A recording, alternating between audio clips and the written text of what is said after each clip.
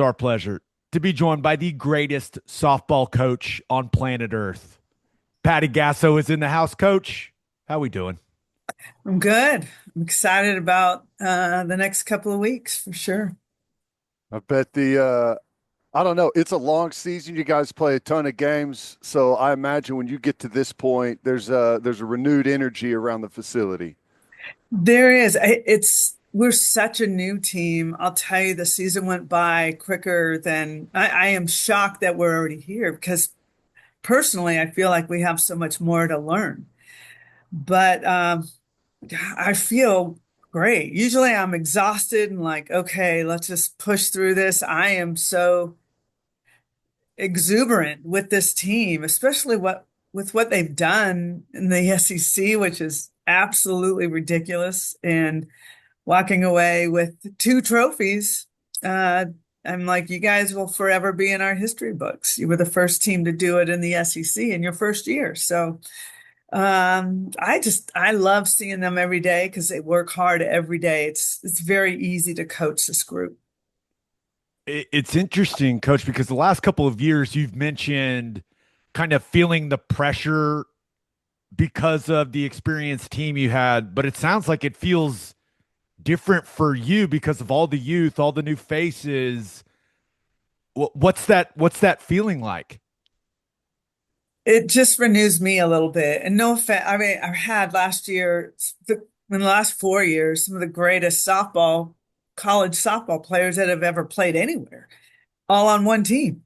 So they didn't, that sounds pathetic. They didn't need me, So I'm just kind of standing in the corner like, hey, if you need help, let me know. Just kind of out of their way because they knew exactly what they needed to do.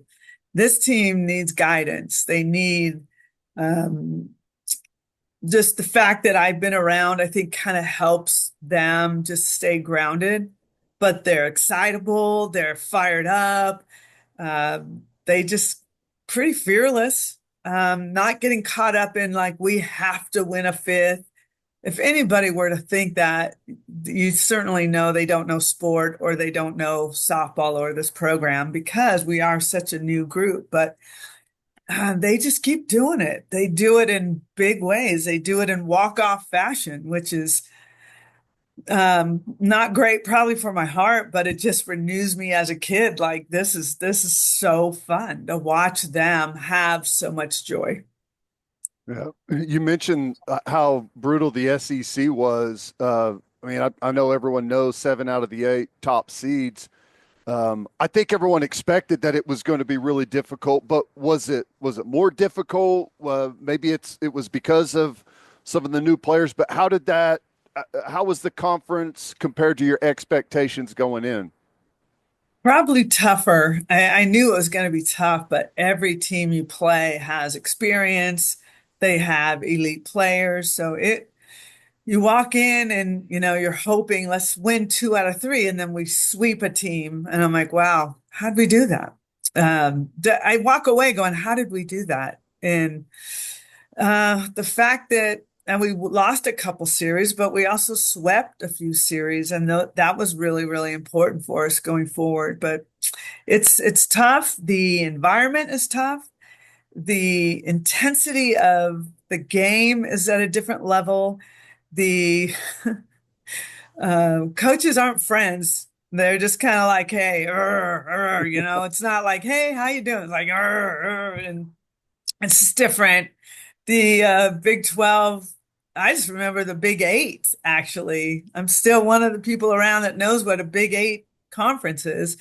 You played a hard game and then you'd hug, as coaches, you'd hug afterwards and say, wow, that was fun. We made each other better. This isn't that. This is like, yeah. So, I don't know. It elevates me as well. I mean, I don't know. I think it was fun to see us, to me, do things that were almost impossible with so many new players. How do you feel playing in the SEC has prepared you guys for the postseason? And does it feel different than these last 4 teams that have gone on to win national championships in a weird way, even with all the new faces? Do you feel like they're more prepared for the pressure that comes with the postseason because of what you guys faced in the regular season? Yeah, I mean, that's it exactly. Playing in the Big 12, you had some big rival games, Texas, Oklahoma State, and then after that, it was just kind of a game. This was battle, battle, battle, 8 series of absolute battle, trying to be at your best. So there are times last year playing in the Big 12, I'm like, I don't think we played enough tough teams to have us ready for this. Now I'm like, and there's no doubt we know what it feels like. And we're walking in, I feel so much more prepared from the mental side and the physical side than when we're in the Big 12. Did did you feel like uh, not being able to play the championship game in the SEC tournament was that? Did you feel like maybe that was a missed opportunity to continue to build that, that experience playing in those pressure situations, or were you okay with how it all played out? I was okay with how it played out. I think especially because of the way we won our last game, it's very dramatic. There was a lot of big emotions, and it took us into that championship game. But Texas A&M and ourselves are very close in wins and losses and RPIs, and so you calculate it all. Either one of us could have been one or two, so it really didn't matter so much to me. I would not have put our team on that field. It was too wet, too rainy, not worth the effort to get somebody hurt. So we still walked home with another trophy. So look, we still were co-champs, but somehow we have the trophy. Maybe it's because we were the number one seed going in. What what was your players' reaction when you had to tell them like, "Hey guys, we're not playing this championship game"? I think they knew because it was raining all day long and they wouldn't let us leave the field. And Commissioner Sankey was on site, and there was all kinds of phone calls and weather service. I mean, they wanted to everything in their power to make that game go, but we were realizing this wasn't going to happen. I told them, I mean, it's going to have to break open, clear, and dry this field in the next couple hours before I would even let us play on the field, and it never happened. So. There's no way that it's the right decision. There was no way we couldn't stay over on Sunday. That would be a disadvantage for both of us to have a day and a half less of rest and preparation time for the tournament. Well, yeah, it's here. It's going to be honest before we know it. What are, in your mind, some of the handful of things maybe that you really got to improve, dial in before this stretch run? Yeah, I like where we're at. What I want to make sure of is that we keep our mindset clear. They've been playing really, really free. And part of our problem going through the SEC were nerves. And you could feel it and you could see it and you could see the inability to take a deep breath in at times and just mine got foggy and we do a couple things like what are we doing? And you could feel that early. Think later in the season we woke up. I think the Florida and the Alabama, we lost both series, but they taught us the most, which was really important for us. So I believe that it's important that we go in with our mind clear and just confidence and thinking we're playing at home. What a great advantage instead of, oh, wow, it's so much louder than I've ever heard it. Or, they can look at it two different ways. We need to go in with a mature approach. We are battle tested. So we're working off of those types of mentalities right now. Clearly, pitching is a massive, massive part of having success in the postseason. Sam Landry has been really, really good as your ace, but when you look at the staff as a whole, how are you feeling about your pitching staff as we approach the regional? Well, obviously, Sam has had a little more experience. Audrey Lowry You know, when you get to a place where you're like, okay, I am living in my mind in a place that is pretty solid. Like you can't rattle me. I'm very cool and calm internally. Our freshman Audrey Lowry has found that, and it showed, and is a big part of us getting to that championship game. Kirsten Deal is an important part of this, and she has the stuff. Sometimes her mind goes in and out of that place, and that's when there might be an inning where she gets touched up a little bit, but she's really working to get there and stay there. It's really hard. I think you guys know as athletes, you can look at somebody and know, oh my gosh, you're in the zone. You're so in the zone. They don't they sometimes they won't even talk to you because they're so in the zone. And that is where a couple of our athletes have found themselves, which is amazing. The hard part, like I said, is staying there. And if pitchers give up a couple hits, then doubt creeps in, the face change, the body language changes. So we just really just got to be tough competitors. And if you know how to get to that zone, whatever you got to do to get there, because you can do amazing things when you know how to get there. I feel like obviously the sport continues to get more and more competitive. And I don't know. I feel like oftentimes you go into the postseason, you can maybe boil it down to a handful of teams that are really the strongest out there. But I don't know. Maybe I'm wrong, but is this kind of the most wide open it's been as far as teams that have a chance to go out and win the whole thing?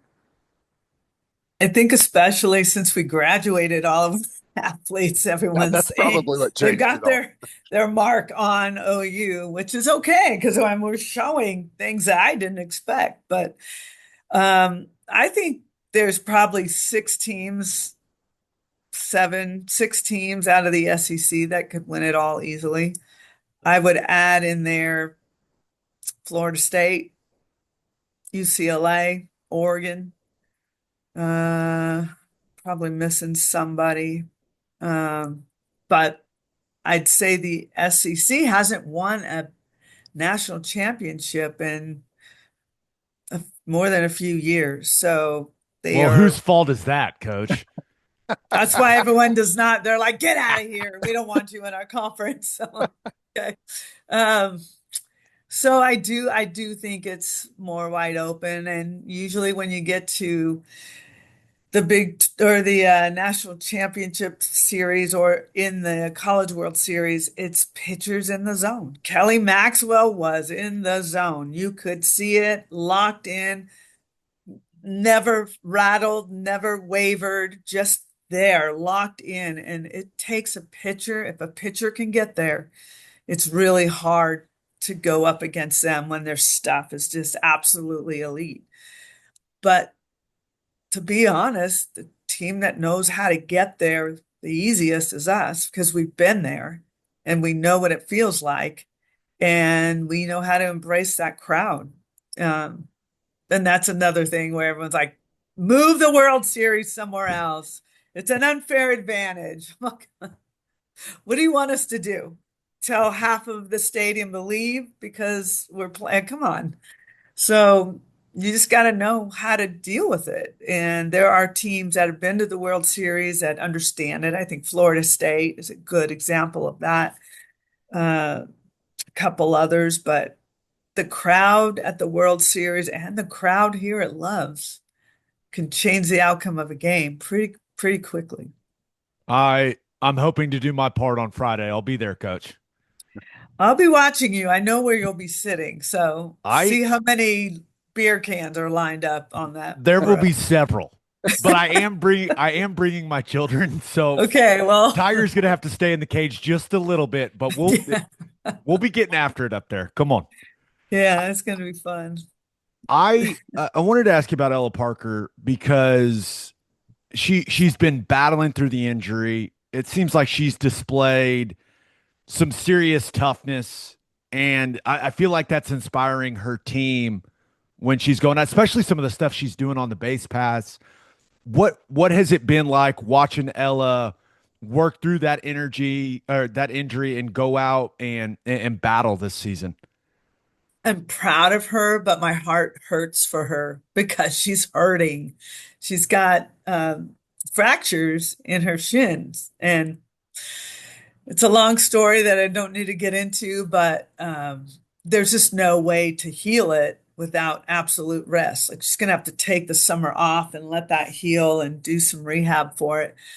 But every step that she takes, if it's in hard movement, like running, is just kind of shivering up her body. It's that much pain, but she didn't handle it very well early in the season. You could see her numbers display that. But now that she's had a better understanding of how to handle the pain, and we put her in a boot, we take her out of her cleats. I mean, she's changing her shoes all the time because of us trying to get her comfortable. But she's toughened it out, and I'm really proud of what she's done for this team. And she's really getting hot. But it's unfortunate, but she's the best hitter, I think, swing wise, one of the best I've seen. And she's bringing it back and helping the team and just fighting through it. And I've been really proud of that because she could have easily tapped out and said, I can't, but she's fighting through it. Well, you've had a lot of young players really improve throughout the year. Who are some of the players you feel like have done the most? Because it's a unique mix of new players and young players trying to find that chemistry, and it feels like there's been a lot of growth from the young players throughout the season. Yeah, right now, I think Gabby Garcia, our freshman shortstop, she's up for a Golden Glove Award given by Rawlings. And I think she's had 3 errors on the season, and she handles a lot of balls coming her way. So, and offensively, she had the walk off. I think she leads our team in home runs now. So I never expected that. You just look at her as kind of small, but she's got a beautiful swing. Uh, Ilana Agbayani at second base is really fun to watch on defense. She just can cover so much and her offense has really stepped forward. So I'm proud of that as well. Uh, Nellie Moranis, McEnroe Moranis, our third baseman, voted captain, never played an inning of softball, college softball. So she's a redshirt freshman that's helping lead the way. Sid Sanders, our senior at first, is starting to get hot, which we really need right now. And another one of the cleanest hitters I've seen is Cassidy Pickering. We put her in the leadoff spot. She leads our team in average and power numbers and so forth. This last weekend, I had another freshman get in there to start. She just went after it. Her name is Sydney Barker, and she's going to be back in that lineup because she had 2 home runs against Arkansas, against one of the better pitchers in the country. She's just such a competitor, and we've just trying to find a place for her to fit, but she proved it. And to me, right now, I just was saying this yesterday at practice. If you're sitting on the bench and you're wondering why you're not in, ask yourself what you're doing at practice because I'm paying very close attention to your hustle, your execution, your how you work with your team. Are you excited to be out there? And those are your opportunities. And if you come to practice and it's like, oh, it's too hot or oh, I'm so tired, I'm sorry. And Sydney Barker never wavers on that. She's always a baller at practice, and that means something to me. That means I can trust you. We'll get you back to the interview. But first, hitting the highway, remember to stop at Love's Travel Stops. You can't miss the heart of the highway. And with the Love's app, you can also save big. How big? 10 or 15 cents big. Save 10 cents per gallon on gas and 15 cents per gallon on auto diesel. Save with the Love's app today and be welcomed by clean places and friendly faces. Certain conditions may apply. See loves.com for details. You listen to this podcast to get insight from the guys who played the game. Why don't you take that same approach when it comes to buying your beef? When you order from Didier Ranch, you are getting your beef directly from the people who raise it. A rancher knows what it takes to have premium quality beef. Didier Ranch has done it for over 100 years right here in Oklahoma.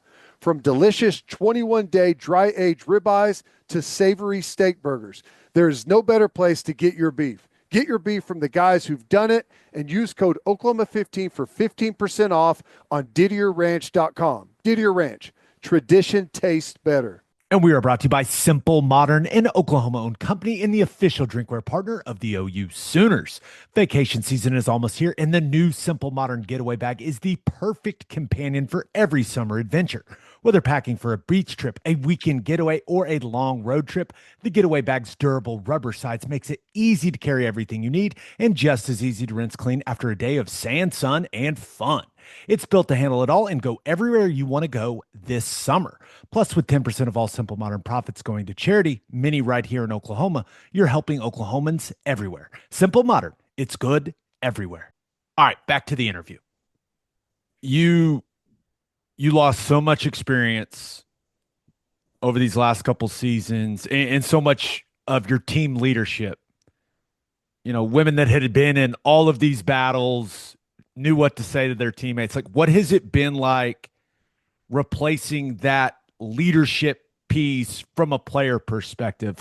Who's kind of stepped up and assumed that vocal role that every team needs? We handed it out to 5 of our returners, and I consider Nellie a returner, although she redshirted. But Nellie, Ella Parker, Cassidy Pickering, Sid Sanders, our only returning senior. I had Hannah Core. She's a kind of a vocal athlete that's kind of in and out, but I handed it to about 5 of them. But sometimes it's Abby Dayton who's in center field. She just has that personality. The 5 that I named, they're just kind of quiet. Pickering doesn't say a lot. Ella Parker doesn't say a lot. Nellie has a voice, but it's I don't know that it's like, wow, it's Nellie and the Sooners. Nellie is leading the Sooners. I think they just know what their job is, and they kind of work together without having to have 2 people saying, you don't do that, don't do that. I think they hold each other accountable throughout, and it's been really amazing to watch. One of my favorite yearly traditions has become watching the selection show and seeing the other team's reaction whenever they find out they're going to Oklahoma. It's a yearly thing now. And what do you guys say whenever you see that happen? I, I don't want to comment. It was Jessica Mendoza that's talking about the Cobra. I had to go back. Like, yes, no. It was an immediate surrender Cobra from all of the women on Cobra. Boston University. I've never seen anything like it. I wasn't expecting that, but they have been here. Cal, Berkeley, and Boston have been here multiple times. So I don't think it's a surrender Cobra because I'm afraid. It's a surrender Cobra, like, not again. Send us somewhere else. And I don't know that all 3 teams that are coming have really good pitching. They have really good pitching. So you might look at the name and go, who? Oh, yeah. Oh, that's nothing. You can't think that way. You can't look at it that way because pitchers can rule. If you've got really tight grip around the bat, you're not going to do much. So it's really being prepared and going in and being very loose. That's important. But 3 teams that are coming are going to be challenging, no question. How do you prevent your team from looking ahead? Because we all see Bama there at the 15 seed. How do you keep them focused on taking care of business in the regional and not being so excited about having another shot at that team here next weekend? Yeah, that's hard because they pay very close attention to scores. They like to watch other teams play. They like to follow the scores. But I'll tell you, Alabama is in probably one of the toughest regionals. And normally I feel they have a relatively soft regional at times, and it was when they would just bring the teams that are closest to you. Now they're starting to move us around. They're not worrying about so much the money, except in California. You always know who's going to play UCLA. Yeah, you have no, they're just going to bust you over there. But Virginia Tech is tough, and they have the leading home run hitter and hitter for average in the country there. They've got good pitching as well. They've got a tough regional. And this is I honestly, in the 30 years, 31 years, this is probably the most even uh, selection show I have seen in a long time. I didn't look at anything and go, "Oh no, no way." Everything made sense to me, and I was really happy about that. So it is what it is. If you look at Alabama, you're going to go, whoop, it's Virginia Tech. And then what are you going to do? So you just don't even look, you don't care, you focus. But again, this is a new group, and I'm going to have to really, I'm glad you said that because I'm going to have to groom them to keep their eyes away from their phones and whisper about all of this stuff. Yeah, it feels like every year, somewhere in the tournament, a team that maybe is flying under the national radar gets real hot. Maybe it's behind a great pitcher. Maybe the bats get hot. But is there a team out there that you've seen is a candidate to maybe come from a lower seeding and do some damage? And maybe it's Virginia Tech, which you mentioned. Yeah, there were two teams. I'm like, please, no, please don't, please. It's Nebraska and Jordy Ball, Yeah. who's had over 20 wins and over 20 home runs, which is pretty amazing. And Texas Tech. I do not want to see Najee Kennedy until we get to the World Series.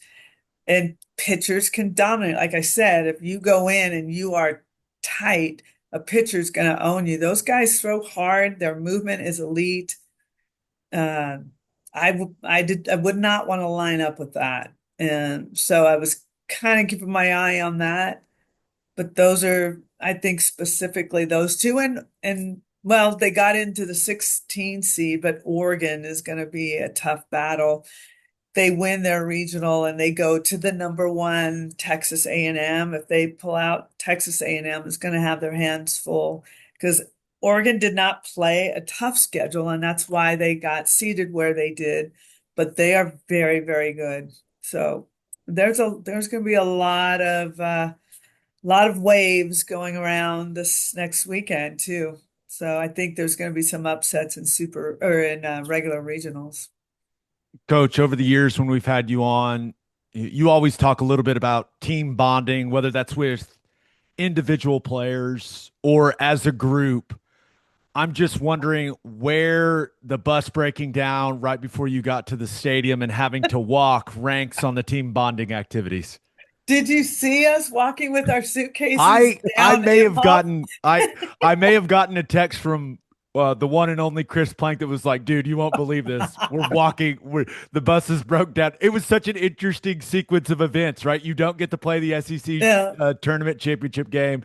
You're almost to the stadium and the buses break down and you have to walk. I thought it was so funny. I was like, team bonding, excellent. It was also graduation Sunday at Lloyd Noble. So the parking lot was packed. So here we are, just rolling my big green suitcase down Imhoff. It was par for the course. And it actually, the team, they still have a very youthful side about them.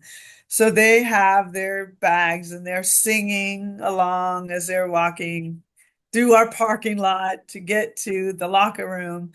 I guess the bus driver reached back to us and said, I think it was about 7 o'clock, and the wrecker didn't show up until 11:30 p.m. So he was sitting in the bus in front of Lloyd Noble a lot longer than we were. So yeah, it was wonderful.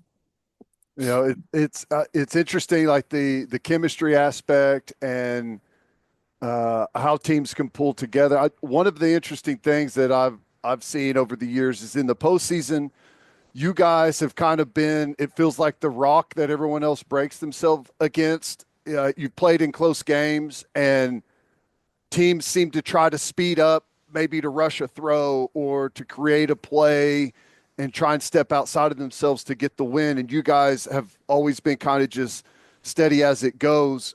Do you feel like this team has maybe that same characteristic as some of the past teams? I do. I do.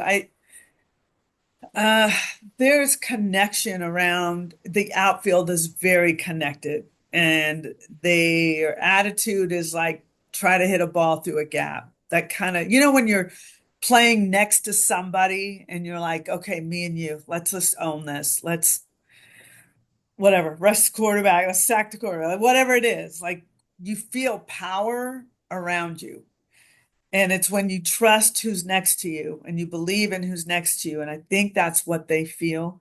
I believe they feel that throughout the lineup as well. So there's this confidence that grows with that. Like when you are next to someone who has the same mentality you do, it's very empowering.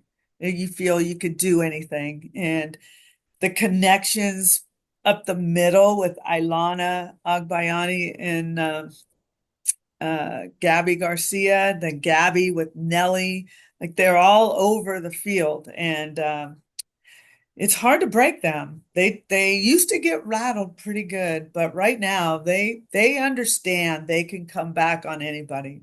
They're not afraid of losing. I think that is really, really a big statement because there are a lot of players that think about outcomes. And you have a bad at bat, you're in the dugout, you're just griping up a storm, and everyone's like, geez, okay. But with these guys, they get their strikeouts, but they might feel something for a second, but then it's like, let's come on, let's go. We were down 6-1 and came back for the walk-off. And that is just their belief in each other. And you're watching it. There was a double play ball and then a home run. And it's like, if we could have avoided that, it would have been 6-6 or whatever the score was. But they don't do that. We do that. Fans do that. Like, geez, you guys just missed another opportunity. Like they don't think that way. They're like, no worries, we're good. And then we hit 2 home runs. It just kind of happens that way. They're really interesting. It's hard for me to pinpoint it. I knew the other team and that we've had in the past, and it's just their connection with each other and their elite athletic ability. And this team, I'm gonna have to start calling them elite. I still think of them as young and learning, but they're making plays that are not normal for a young team, which is what's been really fun about it. Got one more question for you, Coach. And I know that you are laser focused on the postseason with this team, but you are going to coach the Olympic team, and the Olympics are going to be in Oklahoma City. I Does it feel like a culmination of your entire career coming together? Like I firmly believe you're the number one reason that this is happening. And I know there's been a ton of investment from the city and all your players that you've had success, but like the Olympics are going to be in Oklahoma City, Coach. It's insane. I've lived here my whole life. I never thought we would host the Olympics. No, and I don't think we ever will again. Just softball, they're not large stadiums. Like right now, they're just not really large stadiums. If we wanted a large stadium, it's either Hall of Fame or a minor league baseball field that you would have to turn into something. And the Olympic Committee said, you know what? There's rowing and water sports, canoeing. Let's create a small Olympic village there. Let's have softball and those water sports. And um, I was never really interested in being part of USA softball for a few reasons. And one, because my kids were young, and but I just feel God's calling on this one. And he's saying, hey, it's in Oklahoma City. And you can be at home, train at Love's. That's our training ground, is this beautiful stadium. Where else would you want to be? But you also can play and train in Devon Park, because that's why wouldn't you play or practice where the Olympic Games are going to be? So everything made sense in that way. Chris Sebrin and Craig Kress at USA Softball really encouraged me and made me feel just their organization and their support could make this really be a great thing. So um, I I don't know. I just was so overwhelmed by it and honored by it, but just felt the calling to do it, honestly. Well, it's going to be all of your players probably. I mean, why why not? It just makes sense. Well, no, I mean, you know what we're doing a little bit different, a lot different, is now we have profiles on every athlete. And that's one thing I said we have to have is we've got to get their numbers, their offensive numbers, their exit speeds. We got to teach them how their body works, like all the things that we're doing here. 99.9% of the athletes that are in the Olympic pool have not done before. So if you don't make the team, I have all the shortstops profiles and I can show you why. Instead of saying, you know what, I don't know, we just didn't like your attitude. And that's how it used to be. Like, what do you, yeah, you're just not good enough. Well, what do you mean? So now I can show you something and hopefully that encourages you to go focus in that area or what have you. So we're really trying to do it in a professional way, and representing USA softball in a different way. I think our teams have always gone abroad and like, we are USA. And I'm like, that is great. Yes, we are. But we've got to earn things. So we're not walking in like, the cocky Americans that think that we own the world. We're doing it blue collar, just the way OU got where they are is how we're going to get to that gold medal. But our biggest nemesis is Japan. And all the talk is about gold medals and Japan. And I said, I never want to hear you say those two words. We don't, it's too early. Don't talk about it. Don't talk about it at all. Worry about us. Worry about us first.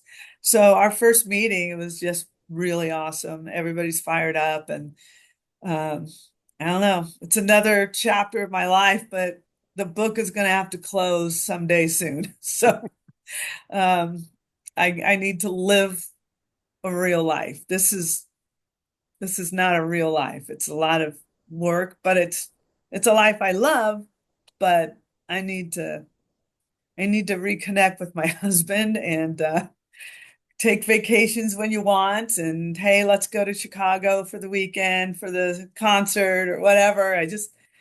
We just don't get to do those things. My life is 24/7, 365, just recruiting, portal, NIL, all the stuff you guys talk about every day is adding more weight on the shoulders of coaches for sure. Now I'm an accountant, I'm a financial planner, I'm things I'm not. And that's what worries us too. So yeah, it's a new age for sure. What, 7, 8, 9 more years, something like that for you, Coach? I don't think they'll let me Please coach in don't a leave us. wheelchair at Please. third base. Coach, you're the best. Thank We you we guys. love you and the best of luck this weekend, and we appreciate the time. Thank you. I'll be looking for you. Behave up there. No promises.